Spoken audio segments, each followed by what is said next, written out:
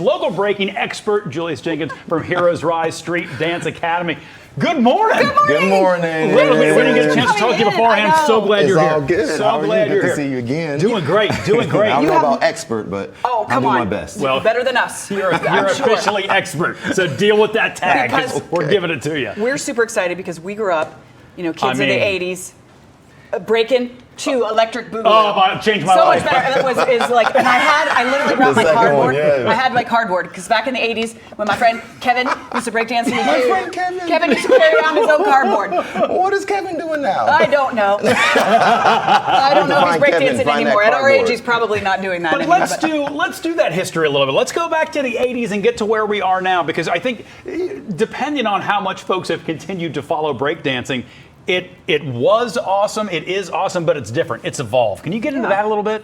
Yeah, for sure. So breaking really started to come together in the early 70s, right? And then officially found its look for what we recognize as breaking as far as dancing on the floor continuously about late 73, 74. That up through early? 75. I didn't realize that was No, that early. I didn't know it was back into the 70s like that. I really didn't. Yeah, this is why it's one of the original elements of hip hop culture. So you have DJing, breaking, MCing, and then the graffiti. So the young kids, especially young black kids, started out on the floor, and then very quickly the Puerto Rican kids in the neighborhood joined in, and then once the 80s hit, they took it to a whole nother level, and all the way worldwide. Oh, we are seeing some awesome video. Is this from? This is from a jam that we did called Just a Jam.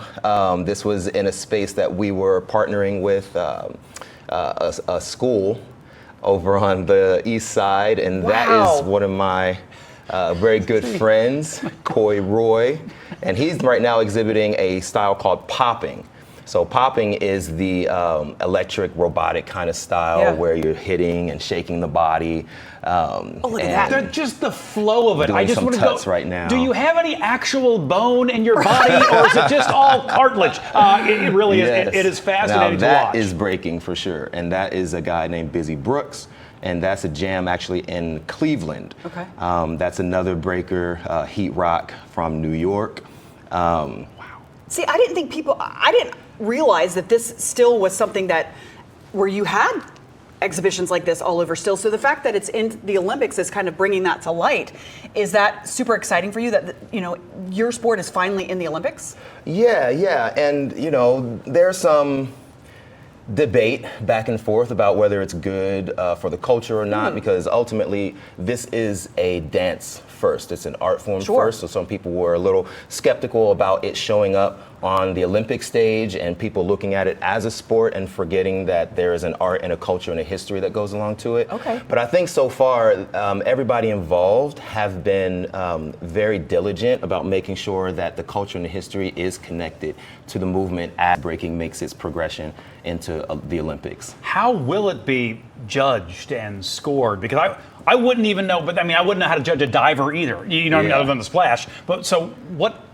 Are there certain what categories? Does breakdance? How is it judged? So breaking has been judged at this level for more than a decade. It's just now that the mainstream is learning about it because of the Olympics. But the Olympics have settled on a set of criteria, things like creativity, vocabulary, technique, execution, things like that. So those will be the categories with which they judge. And then each judge is going to have a tablet or some sort with a meter, and they're going to give It's like 1 to 10, like they do with gymnastics? I think it's out of 100, and they give them a percentage. Oh, okay. So it's out of 100, and they give them a percentage of each category. So say they're judging creativity, they run their score bar to whatever percentage they think that they did of points. And then they just move along there, and then whoever ends up with the most points is the person that wins at the end of the battle. And I'm assuming that the judges are probably bigwigs in this industry that they brought in who really know what they're talking about. Yeah, for sure. And that was another good thing about the process is it was a demand actually from the culture that if we're going to be in the Olympics, that it is important that the judges be from the community. Yeah, that they know what they're talking about. You definitely have judges and people connected that have been in the scene for decades. Are you excited to watch it? To watch what happens in the Olympics? I'm super excited. I think that it's dope that it's at the Olympics. I try to walk the line when it comes to representation. So far, what I'm seeing is, this time around, it's going to be as representative as it can be at that level. So I'm super geeked. I hope that it's going to get people excited. I hope it's going to make people want to come back to street dance. We see it blowing up already all over Instagram and TikTok, even without the Olympics, before people knew it was going to the Olympics. And hopefully now, with breaking being at this level, people will just get more excited about all the street dances and go to popping and locking and house and crump, See, it's a great opportunity for those of us who don't know that much. We grew up in the 80s, so we know a little bit about it. No, Jen, I know all of it. I know. We know from what we watched. I don't think either one of us, right? But I need to learn terms like that and to watch the videos and see the incredible athleticism, but also the artistry that goes into it. Yeah. I think this is a really neat opportunity. Are you able to show us anything today? Or if you don't feel, you're not, I mean, it's really early. It's 8:26, so if you're not ready. I know, I just taught yesterday for 7 hours, Right, right. But I tell you what, though, because we are all about promoting the youth and getting the younger generation involved, I actually brought somebody from our school. You did? Okay. Our crewmate, Jeremy Griffin. Here, I'm going to get over here. Does Jeremy have enough room to operate? Or we can get out Jeremy of the way. can get Because we down got the this- floor, Jeremy. The legs on this TV kind of stick out Watch a little out bit, so back be there. careful Jeremy back there. can get it down anywhere. And what's beautiful about Jeremy is at the end of August, we're actually planning a trip to Africa, and we're trying to create a new connection between the United States and Africa.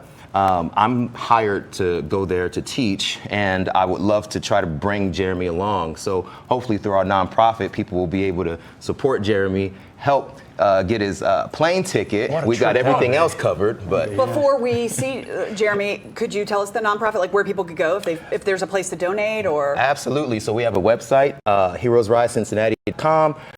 People can go there, see all of our information. There's a nonprofit tab. Just go to the nonprofit tab. Donate word is huge in the front.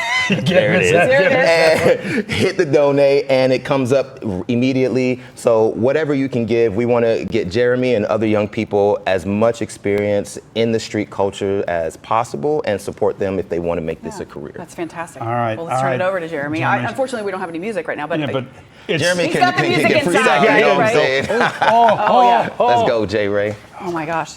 So will you tell us a little, like, what certain? walk us So walk us right now, through. before he starts, it's called a top rock, and that's the dance you do on your feet. And then as you drop, he did a go down, right, and then hit the ground, the movement you do before you get to on the floor. Now he's doing floor work, a variety of steps that are all interconnected, which is the essence of breaking. And then he hit the last thing, which is called a freeze. And that particular freeze is a variation of a baby freeze. That is awesome. I mean, this is skill and the strength. when that's happening, is that did you know what you were going to do before you did it, or did it just in the flow?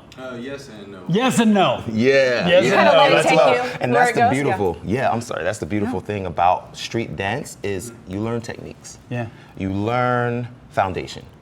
But how you put these things together is totally up to you. How you feel about the music is totally up to you, which is what we try to teach at the Academy, people to just connect to themselves, connect to the music, be free, and do your thing. So you teach them ABC, they figure out how to get from A to B to C. Yes. Okay. All right. All right. One other quick question. I don't know if you'll be able to answer this or not, but at the Olympics, the people that will be competing, do they have coaches just as, someone from gymnastics, or is it more of a teacher, people that kind of guide them into that process of getting into the Olympics and then that are there with them?